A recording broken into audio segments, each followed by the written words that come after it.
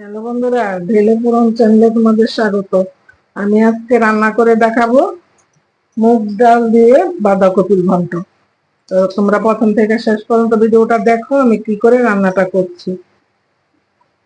দেখো আমার জলের বলক চলে আসছে। এবার আমি হাফ বাটির মতো মুগ ডাল নিয়েছি, ডালটা দিয়ে দেব। ডালটা আমি এবার ফুটিয়ে নেব। দেখো এখানে আমি 8-10টা কাঁচা লঙ্কা নিয়েছি, আর 1 ইঞ্চির মতন আদা আমি 2 টুকরো করে নিয়েছি। এটা আমি বেটে দেব, আর এটা আমি থেতো করে নেব। বন্ধুরা দেখো, আমি কপিগুলো একদম শাকের মতো করে কুচিয়ে নিয়েছি, আর সামান্য একটু বাপিয়ে নিয়েছি। আর এইদিকে আমার ডাল ফুটে গেছে। এবার আমি কপিগুলি দিয়ে দেব। এই দেখো ডালগুলো এরকম হয়েছে, গলে গেছে। এই পর্যায়ে আমি বাপিয়ে রাখা বাঁধাকপিগুলি দিয়ে দেব।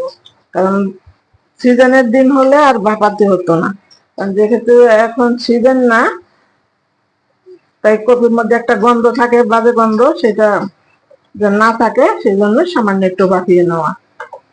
আর তোমরা তো অনেক রকম এই বাঁধাকপি খাও, এইভাবে একবার করে খেয়ে দেখবে, খেতে কিন্তু ভীষণ ভালো হয়। ভাত, রুটি, পরোটা সবটা দিয়ে খেতে পারবে। আর সম্পূর্ণ নিরামিষ, যে কোনো নিরামিষের দিনও তোমরা করতে পারবে। বন্ধুরা, আজকের আমার এই রেসিপি যদি তোমাদের ভালো লাগে, আমার চ্যানেলটা সাবস্ক্রাইব করে আমার পাশে থেকো, আর পাশে থাকা বেল আইকনে ক্লিক করে দিই এরকম নিত্য নতুন রেসিপি পাওয়ার জন্য। এবার আমি এর উপরে পরিমাণ মতো লবণ দিয়ে দেব। লবণটা দিয়ে এবার কিছুক্ষণ আমি ফুটিয়ে নেব, আর দিয়ে দেব তার উপরে পরিমাণ মতো হলুদ দিয়ে আমি এবার একটা বলক তুলে নেব। তারপরে আমি ফোড়ন দিব।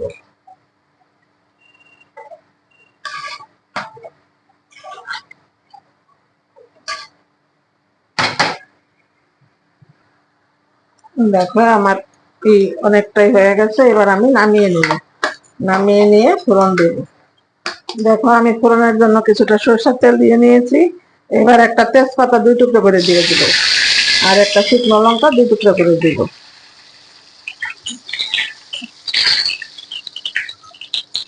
দেখো আমার লঙ্কা আর তেজপাতার কালার চেঞ্জ হয়ে গেছে। এবার আমি দিয়ে দেব 2-3 টুকরো দারচিনি আর 2টা এলাচ থেতো করে নিয়েছি।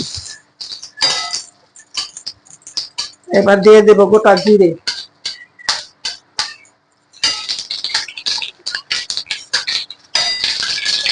তার উপরে দেব থেতো করা আদা।